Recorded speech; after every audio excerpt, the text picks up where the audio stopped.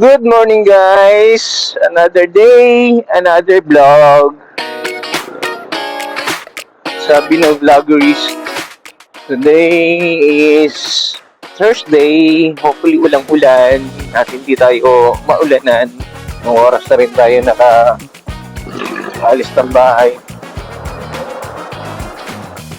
Pagdating natin doon, kakain na. Sabihin na lang natin Sir, kain na sir! Ang kapal ng pagbumuka. Late kang papasok, tapos kain ka na lang agad. Joke lang. Anyway, wala naman kasi si boss ngayon, kaya aray ko. Ano ba naman kasi itong jeep na to? Ba't kasi nasa gitna?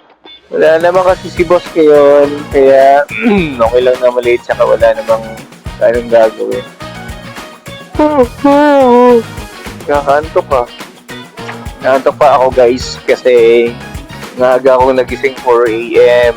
Nagkasikaso ng estudyante, nagluto na baon nila, prepare ng mga gamit. Si Mrs. kasi medyo maganda yung pakiramdam, masakit yung tiyan. Kaya ako yung tumising na maaga. Kaya late rin ako pumasok ngayon. Mahaba-haba pa yung ay natin guys. So alam kung paano kasi yung mga jeep kasi na to nasa gitna nagbababa. Kaya nakaka-visit minsan eh.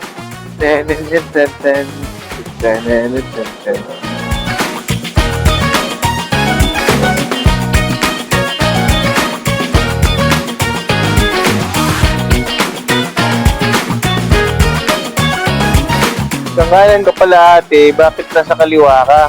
Sa kanan pala, bakit nasa kaliwa? Salamat ka, nakakuwilis ka. Hindi, nakapasalamat ka din, babae ka. Oo, joke lang. Joke lang. Joke lang mga pare ko ay mahirap pa pag-away sa kalsada. Pero sa totoo lang talaga, mainitin talaga yung ulo ko. Hindi ako makapagtimpi minsan. Kaya madalas na akong nang aaway. Kasi wala, hindi kasi natin maiiwasan yun eh. Yung mapaaway tayo. Pero, yun, hopefully, hindi na umabot sa ganung sitwasyon.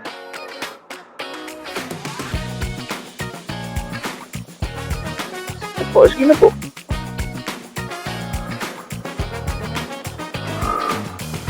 Dapat gano'n, pagbigyan natin yung mga taong tumatawid sa pedestrian. Sarap, bumili ng 400cc. Mapera lang sana, no? Bili tayo 10. Oh. Ay, hindi pala 7 lang. Palit ng motor everyday. For 1 week. Tapos bibili ka 400cc na 7. Kaya man. Saka tayo bibili ng ganyang kadaming motor na 400cc. Kung may confidential funds na tayo. Yup lang. Huwag maperang na talaga tayo. Kaya kayo, mag-like and share na kayo. Mag-follow, like and share na kayo. Para makabili na tayo ng ng 7 400cc na motor. Paparapol natin yung 5. Yaman. Kaya tayo, pagbibigyan na kita tayo. Nandiyan ka na tayo eh. Hindi naman ako madamot eh. Sige na tay. Sige na tay. Enjoy na lang natin itong biyahe natin. Alam niyo, pinaka-best way ko para hindi ko maisip na ang layo pala ng binabiyahe ko. Nag-isip ako ng mga positive thinking, katulad ng may pera sa ilalim ng ng bed ko. Tapos minsan, nalo ka ng loto kahit hindi ka naman tumataya. O kaya, may kapangyarihan akong malaman ng future. Malaman yung result ng loto. Kinabukasan. Lakas ng trip ko, no? Dinadivert ko na lang sa ganun. Kaysa naman, mag-isip ako ng ang layo ng biyahe ko. 2 hours pa ang biyahe ko. Tapos pa-traffic. Kung isipin ko yun, baka hindi na ako pumasok. 2,000 years later.